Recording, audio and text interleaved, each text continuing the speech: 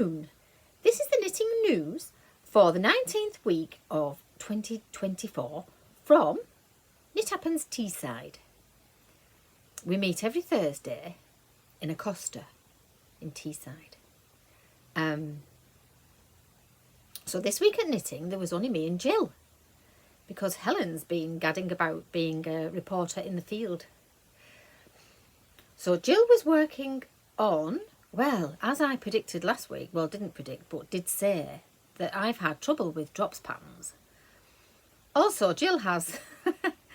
So I got mixed up with the yarn. The Rowan yarn, cotton, was actually Helen's, and she was looking to make something summery with that. And Jill actually had drops yarn and 5 drops patterns. She decided on one, and then during the week had a lot of trouble trying to follow it. So on Thursday she had a Serdar pattern that she's made before, and Serdar patterns, in my experience, and probably yours if you've ever had a go, are very good patterns. Now, I don't know what you think about drops patterns. I mean, it's great that they're free and you can substitute any yarn in your stash, but when I've tried to do a knitted one, and the directions for it was a top-down sweater. I think the raglan shapings were different on each side, and then there was a different section for your sleeve and the front, different stitch patterns and things. And the patterns was about 8 pages long, so you'd have to keep flicking through. And Jill did say that there was a little graph, maybe 8 stitches or something like that. Well, it wasn't very clear whether she just did to do that pattern over those 8 stitches or repeat it so many times, and she just gave up in the end with trying to, because it frustrates you, doesn't it? So she's making this Serdar one that she's done before, and that's working out all right.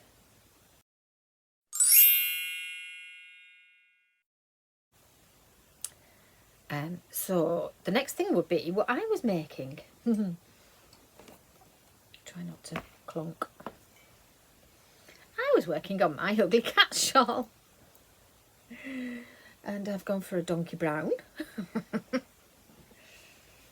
Actually it goes with the other colours, and I do like brown, but I don't know that if it's just one ball how much I would use it in anything else. I only had one ball of this, so all I have to do when I finish this wedge is a black edge and an I-cord cast off, which I'm quite prepared to do. So it shouldn't be too long before I knit something different, and I'm not sure what I'm going to knit, so I'm not in a particular rush. There is a new challenge, and it's the Sweaty Sweater challenge by the Politically Incorrect Knitters.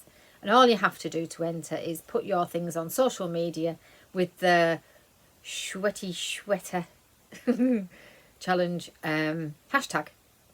And your work can be a UFO, but it does have to have sleeves, and it can be a cardigan or a jumper, and could be for a little one or a big person. So that's quite open, and you have to finish it in May or June, I think, or is it June and July?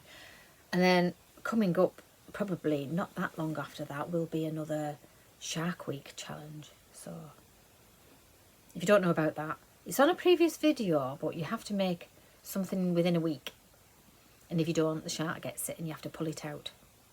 So you either do something that you think you're probably not going to like, but you're just going to try, so it doesn't matter if you pull it out, or you make something that isn't going to take too long.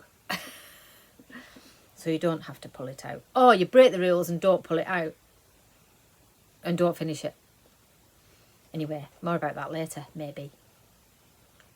Right, so I'll tell you what I'm drinking.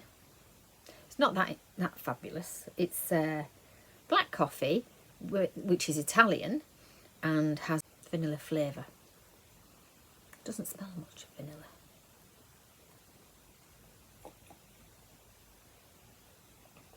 It's very nice.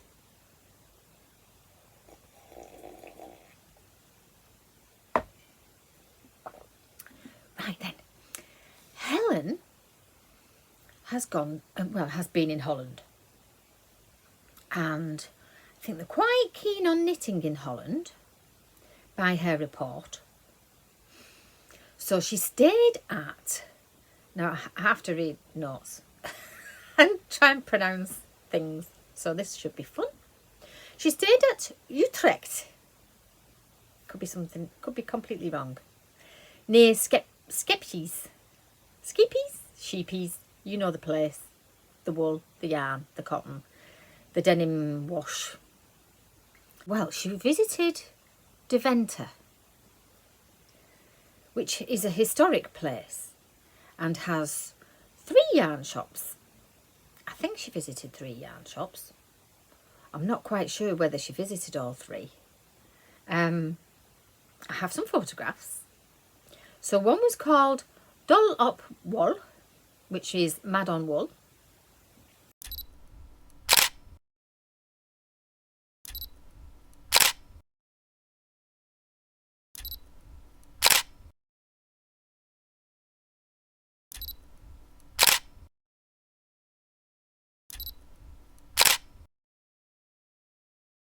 So she went there, and Hooks and Yarn was one.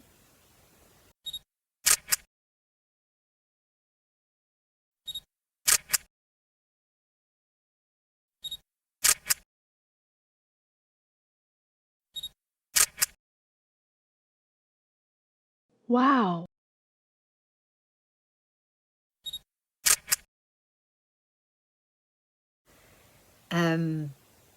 She did go with a partner who said he would just pop down the road and he'd be back in 10 minutes. And the owner of the shop said, "You're joking, are you?"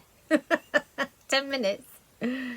Anyway, can't wait to see what she's brought back. So they went on to Amsterdam, and she visited 2 shops in Amsterdam. The Hamelmedijic. No, have I written it neater up here? My writing is really bad. Hamelmedijic Street is like Carnaby Street in London, and I don't know if both shops were in that street, but she went there. She's been in their shops, and she also has with her a folding hold all for any yarny things that she buys, and maybe other things that she buys while she's away. So they went to the airport, and then the plane was cancelled for 24 hours before she could get another one. So rather than staying at the airport, they decided to go back into Amsterdam, which meant spare time and time to go and visit Stephen and Penelope's. So she's now been there as well. So if she tells us more about it, I've got lots of pictures to show you, but if she tells us more about her trip, I'll tell you next week.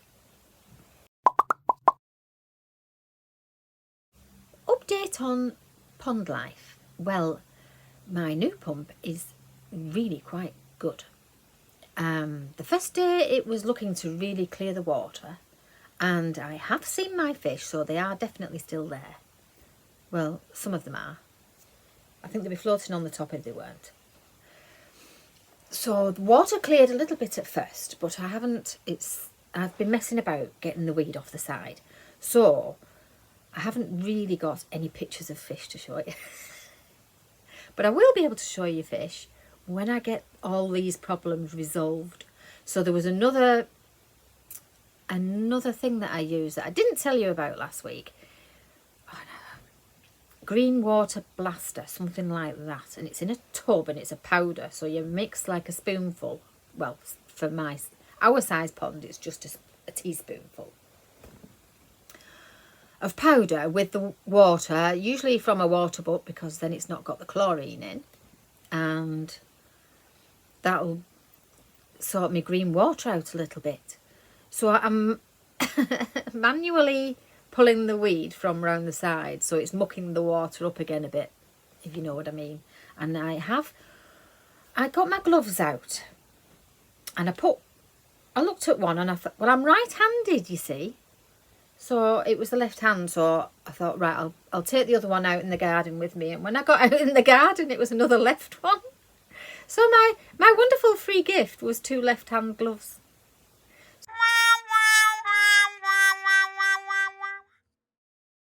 So I had to do it in my left hand, it works. But I did sort of grab up some bits of leaves and things from the bottom that'll help with the whole situation, because it should be cleared out. It shouldn't have any rotting leaves in the bottom. So I think my fish are getting happier, but I'll be able to show more film-wise later. But when I was looking through my old photographs and videos, I found this lovely footage of one night on the beach. It was very quiet and there wasn't much beach. My 2 dogs were running up and down, barking. The shy one, that's not on the video, has got the grey one, she's got a very loud bark as far as I'm concerned. Now, she was barking and running up and down because there was nobody around, but she's shy of other dogs, normally. Well, there was a seal in the water that must have heard her and thought, well, this sounds interesting. And seals can be quite nosy. So this seal came up for a look, and my other dog saw it and went to meet it. So I've got a little bit of video which is kind of special, and I thought I'd show you that.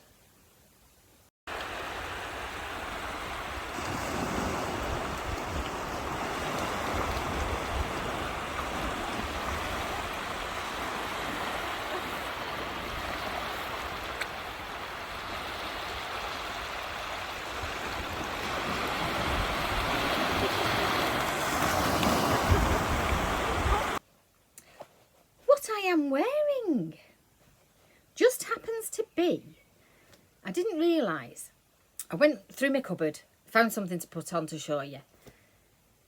I couldn't remember where the pattern was from, and then when I had a look, it's from Drops.